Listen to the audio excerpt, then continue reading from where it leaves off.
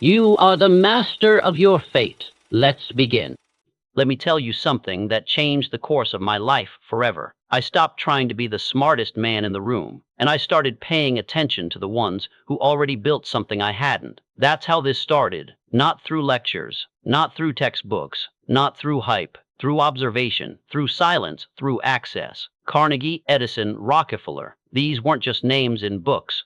They were men I sat across from, men who built empires, men who made decisions that moved the world, men who didn't always explain what they were doing, but they didn't have to, because if you watched them closely enough, they taught you everything without saying a word. They didn't post about discipline. They lived it. They didn't give motivational speeches. They gave you a look and kept building while others talked. And I'll be honest with you, I didn't always know what I was watching at the time, but I knew enough to keep my mouth shut and my eyes wide open, because when you're in a room you weren't born into, and you want to stay there, you either become an eager student, or you get replaced. Now, I want to give you what I learned in those rooms. Not the polished lines they told reporters, not the big philosophies written after the fact. I'm going to give you what they really lived by, the rules they never said out loud, because they didn't need to. And if you can take these seriously, if you can hear them not just as ideas, but as habits to adopt, you'll start carrying yourself differently. You'll start moving like someone the world listens to,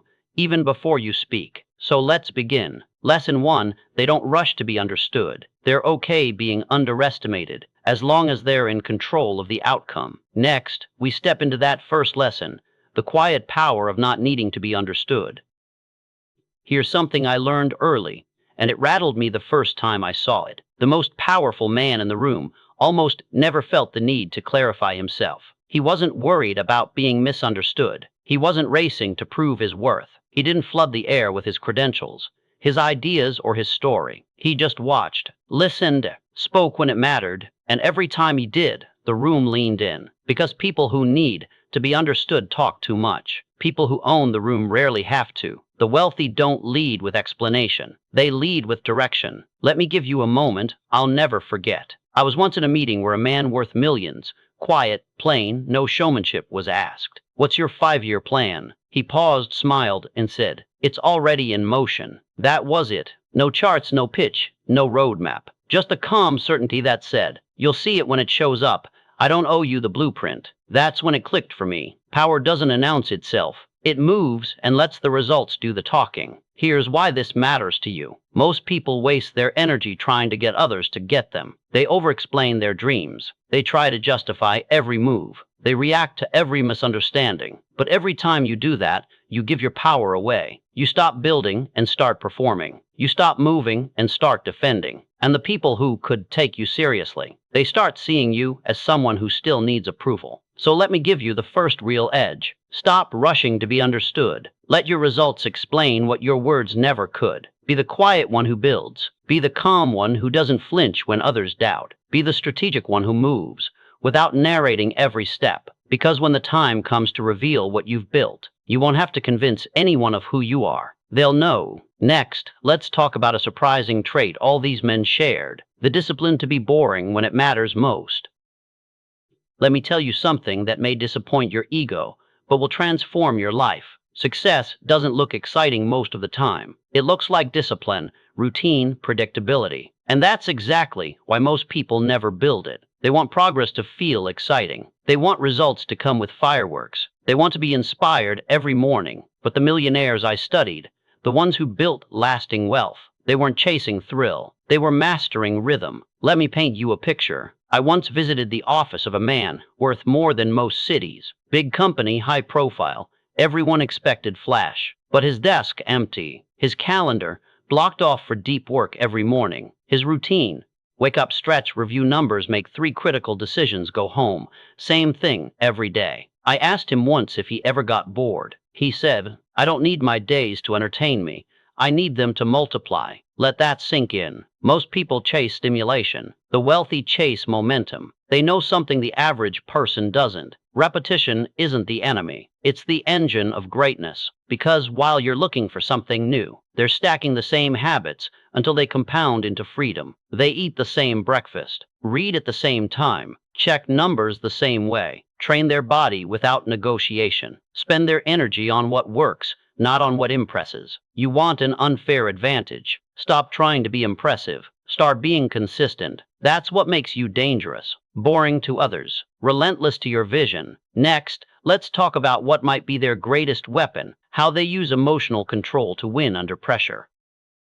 Let me tell you what I never saw in the rooms where the real decisions were made. Outbursts, over-explaining, people reacting off instinct. You want to know what I did see? Men who could sit through pressure like statues. Men who could hear insults, setbacks, and chaos, and not blink. Men who kept their cards so close, it made everyone else reveal theirs first. That's not coldness, that's control. Because in high-level rooms, emotion is currency. And if you spend it too fast, you lose your seat at the table. Let me tell you a story. During a market crash, I watched a handful of men lose millions in hours. One of them, calm as ever, adjusted his position, made 3 calls, and left for lunch. I asked how he stayed so calm. He said, "I lost money. I didn't lose control. If I lose that, I lose everything." That stayed with me. You are allowed to feel. You are never allowed to let feelings lead the strategy. These men don't suppress emotion. They master it. They choose when to show it. They weaponize it when needed, but they never bleed in the wrong room. Because they know, the moment you react, you reveal. The moment you flinch, you shrink. And the moment you panic, you hand your power to someone else. Most people think the loudest one wins. No, the one who stays calm longest controls the room. So here's the shift. Stop announcing frustration. Stop narrating your stress. Stop leaking your fear in conversations that don't deserve your vulnerability. Learn to pause. Learn to breathe. Learn to respond like someone who's been here before, even if you haven't. That silence, that composure, it's not just maturity. It's positioning, and it's lethal. Next, now we go even deeper into this quiet power, how these men mastered the art of being invisible in all the right places.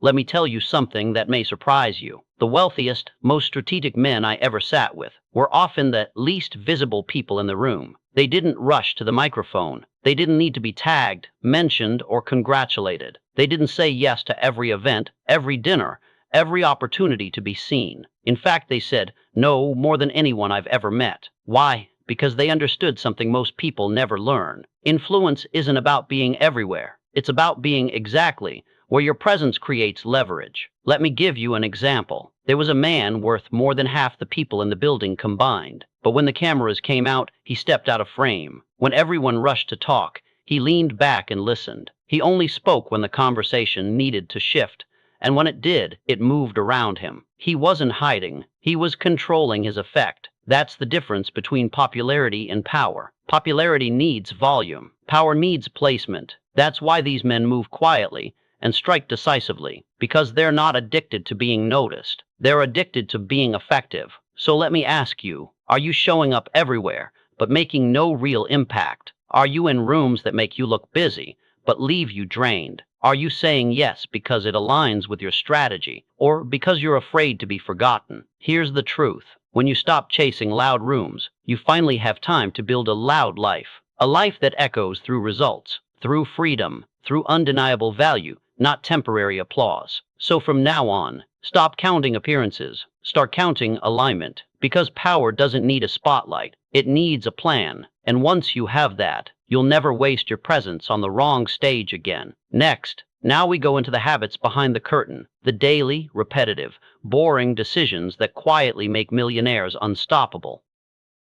Let me give it to you straight. The richest men I ever studied didn't just make smart decisions. They made them so consistently, they became automatic. And once something becomes automatic, it stops draining mental energy. It frees up your mind to solve real problems. That's what most people don't understand. Success isn't just about making great choices. It's about removing the need to make so many. Let me give you an example. There was a man, serious operator, built a logistics empire from scratch. His day looked shockingly simple. The same meals, same wake-up time, same 90-minute morning block for deep work, same financial dashboard check at noon, the same workout slot, same shutdown ritual. From the outside, boring, predictable. But that structure, it let him move like lightning when opportunity came. No wasted bandwidth, no daily resets, no guesswork. He didn't have to feel motivated. He had systems, Systems are what give the disciplined man an unfair advantage. While others are deciding what to eat, he's closing deals. While others are reorganizing their schedule, he's stacking wins. While others are getting ready to get ready, he's already moving. Let me say it clearly. Freedom doesn't come from flexibility. It comes from deliberate structure. These men know how to turn important decisions into defaults, so they can focus their mental fire on what really matters: strategy, people, scaling, impact. So here's your move.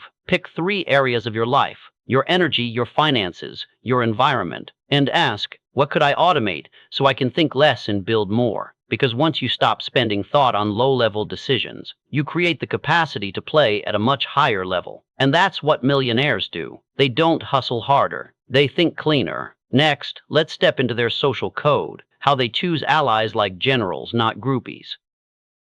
Let me tell you something most people miss. Rich men don't build friend groups. They build alliances. That doesn't mean they're cold. It means they're clear. The people around them aren't there by accident. They're there because they add something essential: loyalty, skill, discretion, speed, solutions. And when someone stops adding value, even emotionally, they get cut quietly, without drama. Because these men understand one truth better than anyone: the wrong person in your room costs more than a bad investment. Let me give you an example. One man, brilliant, methodical, had a core team of 3. They had access to his calendar, his strategies, his decisions. One of them leaked a piece of information, small, seemingly harmless, just a casual comment to the wrong person. He was gone within a day. No yelling, no warning, just removed. Because trust isn't something they rebuild casually. I asked him later why he cut the man off so fast. He said, "I can recover money. I can't recover a cracked wall in the foundation." Let that sink in. These men audit their circles. They don't just ask, "Do I like this person?" They ask, "Does this person sharpen me? Would they protect my name in a room I'm not in? Do they carry weight or take up space?" Because here's the thing. Millionaires don't rise alone, but they rise with people who hold the same standard. And if you don't hold the standard, you're not invited into the room or the war. So what's the takeaway? Audit your circle. Stop calling everyone a friend. Start treating relationships like investments. You don't need hundreds. You need 5 you can trust with your blind spots. Because in this game, your greatest asset is who walks beside you when things get complicated. Next, now we dig into the mindset that lets them skip hype and play for legacy. Why they're willing to miss fast money to protect long-term power. Let me tell you something that separates the real builders from the noise chasers. Wealthy men don't care if they look behind the curve, if it means they stay in control of what they're building. They're not allergic to innovation. They're not slow. They're not out of touch. They're just not distracted. Most people are always running after the next big thing, the newest platform, the hottest investment, the trending opportunity. But here's what the millionaires I knew did. They looked at the trend, they studied it, and then they asked, can I control this, or will this control me? Because if it puts them in a position of dependency, they pass every time. Let me give you a real moment. One man I worked with passed on a startup that everyone in his circle jumped on. It was flashy, disruptive, easy early returns. He said, "It's too loud, too crowded, too built on hype. I want quiet leverage, not noisy margins." Fast forward 18 months. That startup folded. He didn't celebrate. He didn't say, "I told you so." He just quietly moved forward with his cash, time, and team still intact. Because he wasn't chasing a trend. He was defending a system. These men know that to control hype every time. That's why they build assets they own, brands with no middleman, relationships that aren't transactional, income streams they don't have to chase. So ask yourself, are you building something resilient or just something relevant? Because relevance fades, but resilience prints money for decades. Trends feed your ego. Legacy feeds your family. Choose wisely. Next, let's talk about how these men hide their strength, not to be passive, but to strike only when the moment is right. There's a difference between needing attention and holding authority. Most people reveal their strengths too early. They want to be seen. They want recognition. They want to prove something right away. But the wealthy, they let the room underestimate them. They let the deal seem easy. They let people assume until it's time to reveal the full hand. And when they do, it's surgical, quiet, precise. No drama, just results. Let me give you an image you'll never forget. I was in a room where a negotiation was falling apart. Two men loud, aggressive, trying to dominate, but one man, calm, observant, barely spoke. When the room hit a dead end, he leaned forward and asked one question. It reframed the entire deal, shifted the leverage, sealed the close. I found out later he owned 40% of the entire venture. Nobody in the room even realized who he was until after the deal was done. That's not passivity, that's power under control. Here's what you need to understand. If you show everything up front, you lose negotiation power. But if you hold back and strike at the right time, you own the game. These men don't flaunt intelligence. They observe weakness. They don't dominate with energy. They wait for openings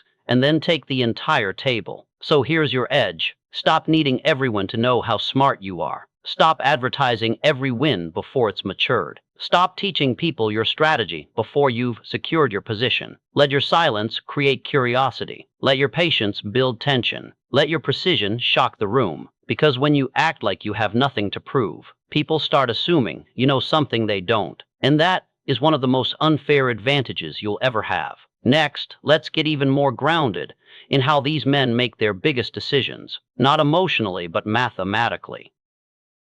Let me tell you something that separates amateurs from operators. The poor ask, "How do I feel about this?" The wealthy ask, "What do the numbers say?" Now don't get it twisted. These men have emotion. They have passion, conviction, fire. But when it's time to make a move, to invest, hire, expand, walk away, they don't consult their mood. They consult their metrics because they understand something simple and brutal. Emotion is real, but it's not reliable. Math is indifferent, and that's what makes it powerful. Let me give you an example. There was a man who built a successful product business, had a chance to partner with a childhood friend, lots of history, lots of emotional pressure. He wanted to say yes, but when he ran the numbers, work ethic mismatch, margin split, long-term risk, he said no. Friend was offended. People questioned him. 3 years later, that decision preserved the business, and the friendship barely survived. Why? Because he didn't get emotional about partnership. He got mathematical. That's the difference. Poor minds justify bad decisions with hope. Wealthy minds run the math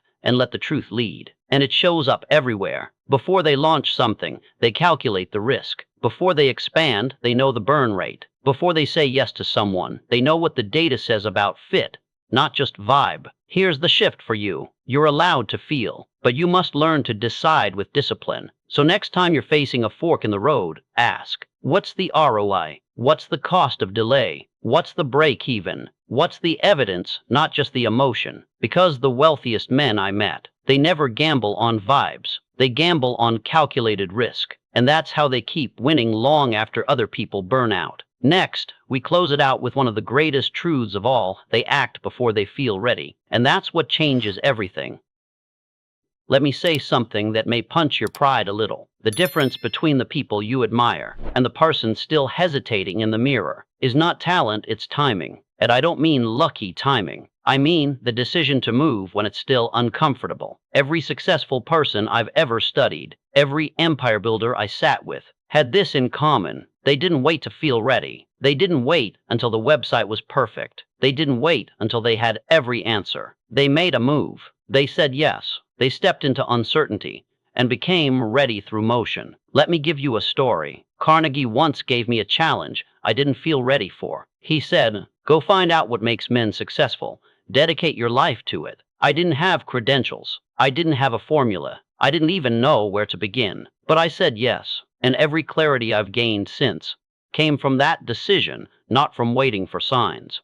Most people are still waiting for the right moment. Millionaires make the moment right by moving first. That's their secret. They take the meeting. They launch the product. They post the offer. They buy the tool. They pitch the deal. And then they adapt. Because confidence doesn't come before movement. It comes from it. So here's your final lesson. "I'm not ready" is a lie. You're just waiting to feel safe. But the ones who rise, they feel the fear and build anyway. They feel the gap and move anyway. They feel unsure and speak anyway. And that's why they have the life you want. Not because they were born more ready, but because they refuse to wait. Next, we close it out with a powerful summary, the truth about what these men actually taught me, and how you can start applying it immediately. Let me tell you the truth. I walked away with after years of sitting at those tables. These men weren't superhuman. They were just clearer and more committed to consistency than the world around them. They weren't chasing inspiration. They weren't announcing every move. They weren't hoping for applause. They were building quietly, watching carefully, and executing relentlessly. And every time I thought I had them figured out, they'd show me without saying a word that real power is in what you do consistently, not what you say confidently. They had fewer opinions and better systems. They asked fewer people and made stronger moves. They weren't trying to look important. They were trying to stay in control. That's the part nobody talks about. Not the cars, not the watches, not the headlines, but the inner posture, the restraint, the emotional discipline, the rhythm, the long-term thinking, the way they built their lives so quietly. By the time the world noticed, it was already too late to catch up. So now the question is, what are you going to do with what I just gave you? Not just what you heard, what you adapt. Because this isn't a checklist to admire. It's a code to live by. You don't need to copy them. You need to build like them, think like them, move like them. Not because you want to look like a millionaire, but because you want to lead like someone who deserves everything they've earned. The unfair advantage, it's not the money, it's the mindset. And now you've got it in your hands. So start carrying yourself like someone the world can't ignore, even in silence. The moment you do that, you stop chasing success and start commanding it. Remember, your success begins the moment you decide to act.